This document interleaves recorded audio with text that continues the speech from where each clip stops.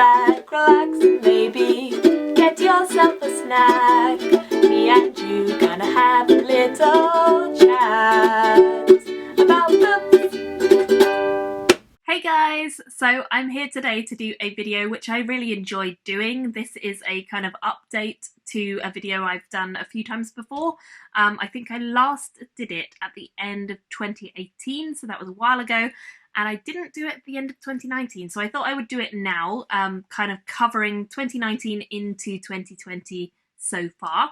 And this video is the new to me authors who I love and want to try more from. So let's just dive in. I think I have 8 or 9 authors to talk about that I discovered in the year 2019 and early 2020, and I just want to tell you a little bit about why I love them from the book I have read by them, and then maybe if they have other books, tell you what those are and which I'm most interested to read of their other works as well. So let's get started. The first one that I want to talk about is Barbara Kloss. And I read Barbara Kloss's book for SBFBO, I think round 4 actually, and it was this title by her, The Gods of Men. I really enjoyed this one because it felt very fantasy, very me.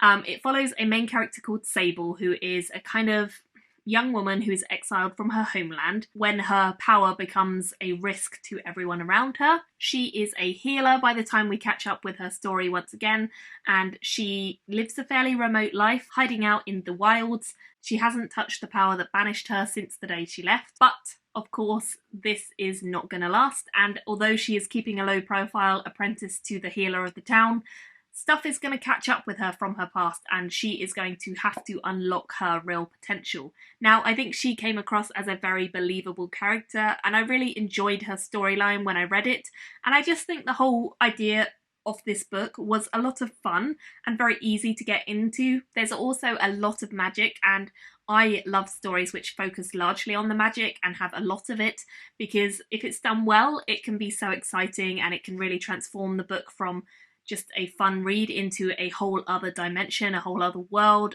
something that you can immerse yourself in and believe. And I love that about fantasy. So this book really did have that with the kind of magical ideas. And I really enjoyed this. I gave it a 4.5 out of 5 when I read it back in very early 2019. So yeah, I thought I would have a look what else she has. And whilst I was having a look at the other books she has published, I saw the reveal of the cover for the next one in this series. It's not out yet, it comes out at the end of this year, but look how awesome it looks. Temple of Sand. I'll definitely be reading that one when it comes out, for sure, because it's the sequel. But it looks like she has another series. It is the first one in the Pandora novel series. It says, 2 fates, 2 worlds, 1 love. 18-year-old Daria Jones feels trapped in the cow-strewn suburbs of California, and with a father so overprotective he's installed video and thermal surveillance down the street, she doesn't get out much. Until the night he disappears. Following a trail of notes that he's left behind, Daria gathers 3 things. A dark force is hunting her, her father's fled to another world on a cryptic mission, and the only one left to trust is her ex-best friend, Alexander Anderson. So it sounds like it'll be a kind of mystery story with a little bit of a fantasy twist. I think there's quite a few in this series actually, from having a look on her Goodreads page. Looks like there's 4 of them which are currently out. I'm guessing that's the whole series because it was the last one came out in 2015. So yeah, it must be her previous series, which I didn't even know existed. So I think I'm going to pop over and buy the first one in that series. Obviously, the current series I've been reading is newer, so presumably it's more polished, but I always like to go back if I really enjoy an author's work and kind of see where they began, because you can usually kind of get some enjoyment even though it's maybe not as polished as the new series you've been reading. So yeah, hopefully I can pick that one up and I will enjoy it when I do. So yeah, I'll probably get all these on the Kindle, by the way, unless I own the physical one already by an author, then I'll probably get physical, but we'll see. So Barbara Kloss is the first one on my list. The next one on my list is one that I absolutely love, and that is T.J. Klune.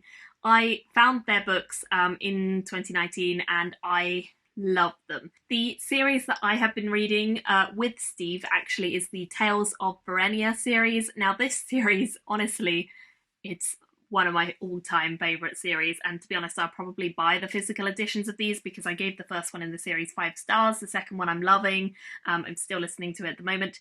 I'm audiobooking these, and to be honest, the audio narrator is the best I've ever found.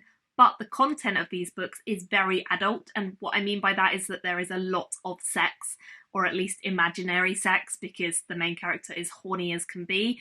It's not going to be for everyone, for sure, and it's definitely going to turn quite a lot of people off. But if you love a good romp and you love a kind of comedic fantasy, really enticing like audio narration, which is so over the top, so wonderfully funny, honestly laugh out loud funny, to the point where I have like cried laughing at this book. I love it. The first one was called The Lightning Struck Heart. Utterly fell in love with it. 5 stars, no doubt, no question. I'm gonna buy the physical book. And I think the rest of the series is headed to be the same way. There are currently 4 in the series. I don't know if that's all that there's going to be. The last one came out in 2018.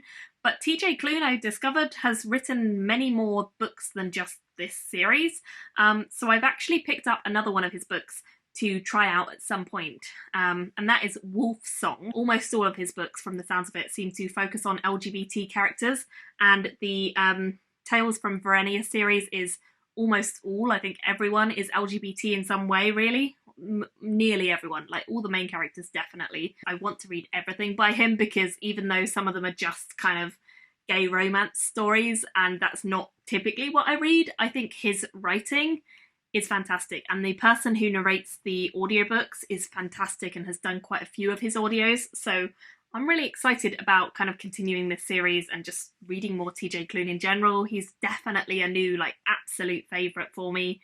I don't think I've really raved enough about him on this channel, because I'm pretty sure I thought I would wait until I finished the series to chat about his books, and then we've taken forever to finish the series because A, we love it so much we don't want it to end. B, we only tend to listen to the audiobook when we're going on long car journeys, which, because of lockdown, hasn't really happened this year. So we haven't really been going anywhere or doing anything. So we haven't been listening to the audiobook very much, which, to be honest, there's no excuse. We could listen to it in the house, but we just usually like to do it when we're on like a drive somewhere, and that way no one can hear us just manically laughing at all the jokes. So yeah, this is an author that I highly recommend. I think if you want to know if it's for you or not, the humour, then the thing I would recommend doing is checking out the sample on Audible of the first book in the series and seeing if you like the humour. If you like it, you'll love the series. If you don't, you won't enjoy the book. So it's a pretty clear indicator straight away, I think. But yes, back to the other one of his that I own. Wolf Song is the other one. It's about a main character who is called Ox, and it sounds like quite an odd main character. Ox meets a young boy at the end of a road, and this young boy hadn't spoken in 2 years, and he kind of somehow ends up meeting this character and getting them to speak. He later finds out a secret about this boy, and then he later finds out that a murder has been committed and torn his world apart. And I guess it's kind of the story of what happened, and the Wolf Song is a key theme in that. I don't really know much more about it, but honestly, because it's TJ Klune, I don't mind. I will happily read whatever. I feel confident saying I'm gonna like his other stuff, so his sense of humour is brilliant. Next up on my new to me had to be M.L. Wang. Of course, this book is one I've raved about loads and loads of times, and it's a book that I think you should all read. I loved it so much, and it's set in her Theonite world. However, this is a standalone, and she has written other books that are part of a series in this world. So this one is epic fantasy in all sense of the word. I've done a full review, so I won't go into much detail about this particular book, but I will say it's fantastic and you should read it if you haven't already. And I would like to go into the other Theonite books by her next, because that kind of makes most sense. So the first one in the other Theonite series that she has at the moment is Theonite Planet Adyen. So I want to go back and read that one next. And it's about Joan Messy, who is 13 and has spent 13 years hiding her supernatural abilities from her family and her classmates and everyone in her life. However, she kind of has a wake-up call when 2 strangers come from another world hunting a nameless criminal, and after a lifetime of wondering, she may now find out how she acquired her powers. Now this sounds a little bit different to the other book that I've read by her, Sword of Kaigen. So I think this is a more YA series than this one, which I would definitely class as adult, but I'm down. I'm definitely down to read it. I think that it's going to be a lot of fun, even though it's going to be an earlier work for her, and again, probably won't be as polished as this one that I've read by her. I'm super keen to go back, and anything that ML brings out kind of going forward, I'm going to pick up because I loved this book so much, and I definitely want to read more. So the second one in the series is Theonite Orbit, and then the third one, which I don't think is actually out yet, is called Theonite City of Ghosts. So very excited for anything else she brings out, and I will definitely go back and read those ones soon. Hopefully soon anyway. The next author I want to talk about is another one I discovered through SBFBO, and this is Palmer Pickering, who is the author of Moon Deeds, Star Children Saga 1. This one I think is her debut actually, so I don't believe there is anything else yet for me to read, and I imagine the next book she will be releasing is going to be the sequel to this, so I will definitely be picking that one up. This follows a pair of twins as they end up adventuring into space to kind of escape the world that they are living on, Earth, because aliens have come and taken over, and the whole world has kind of been moulded into the alien way of living.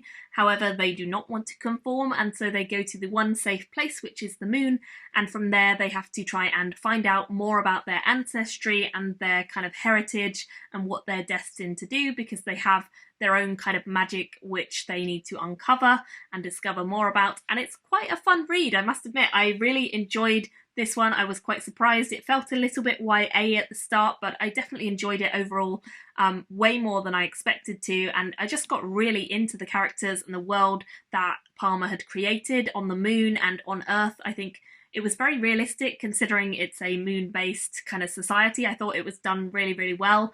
It's kind of a sci-fi fantasy blend, I'd say, because although they're on the moon and there is sci-fi technology going on, there's quite a fantasy cast of different characters kind of interwoven with one another, and I really liked it, and I thought that it was done really well, especially for a debut. I thought that was really impressive, so I will certainly be picking up the second one in this series when it comes out. The next author I want to talk about is Kings of Paradise by Richard Nell.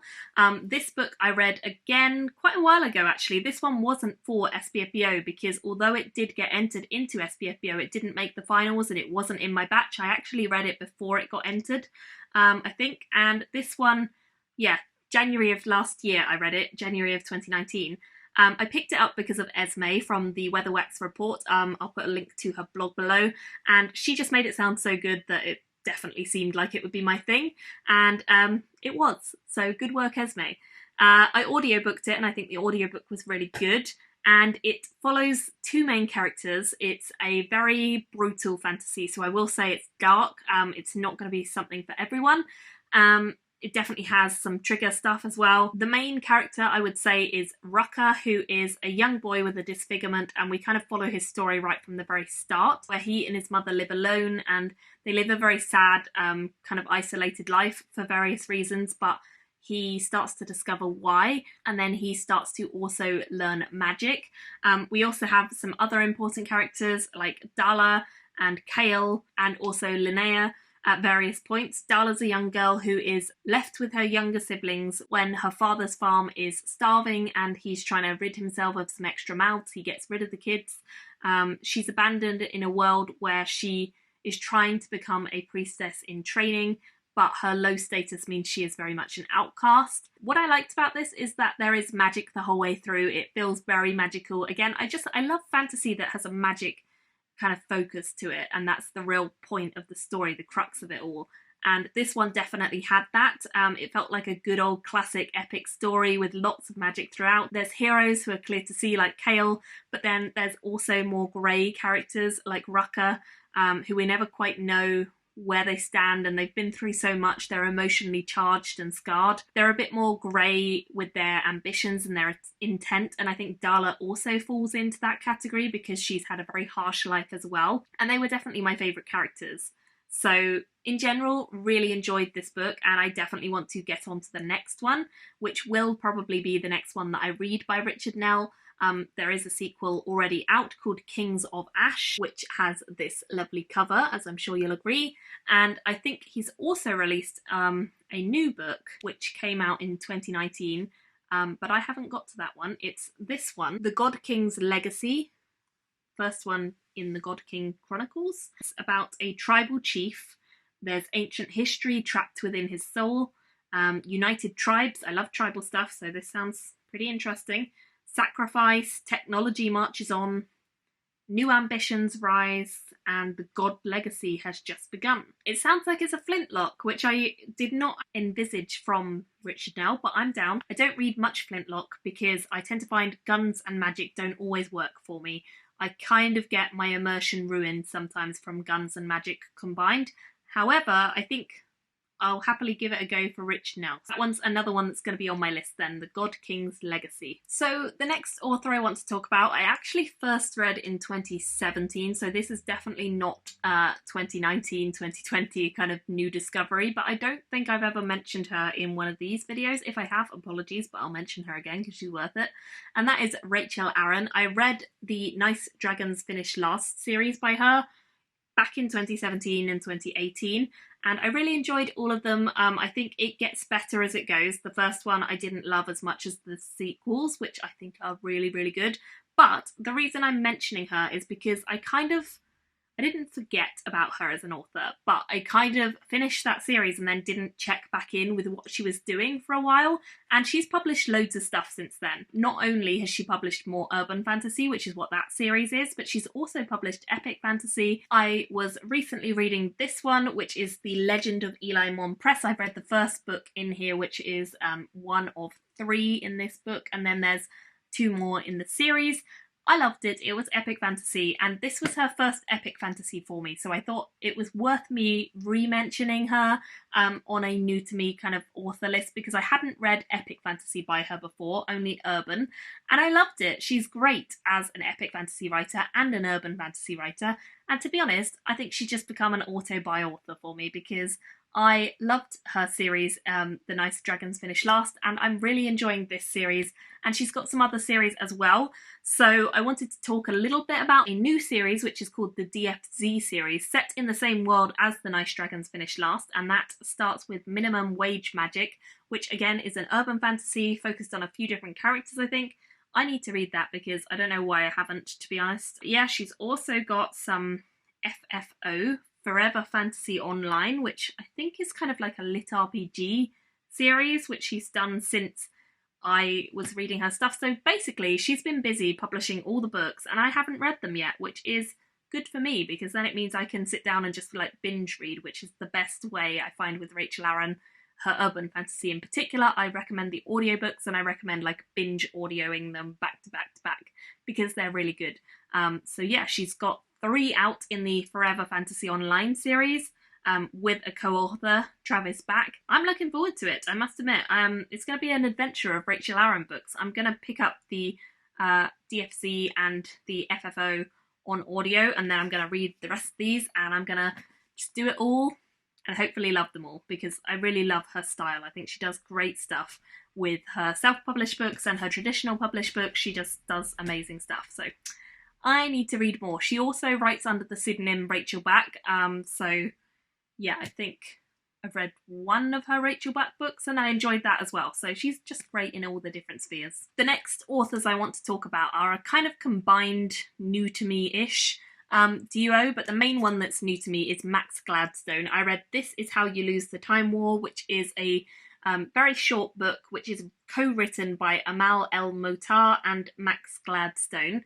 Now, I have read Amal El-Motar before, because I've read quite a few short story collections that Amal has contributed to, including like Kaleidoscope and, oh, there's a few others, but I know definitely I've read Amal's stories before, and I think Amal mainly writes short fiction, so I can't really say for definite that I will go and read loads of short fiction, because I don't tend to read it very often. However, if Amal happens to be in a collection that I am happening to read, I always tend to enjoy their stories, which is good.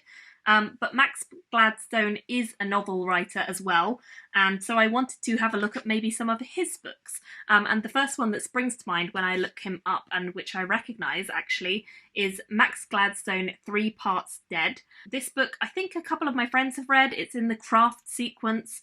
It's about a god that has died, and then the main character Tara, who's a first-year associate in the international necromantic firm of Calithres, Albrecht and Ao, who knows, to bring him back to life before his city falls apart.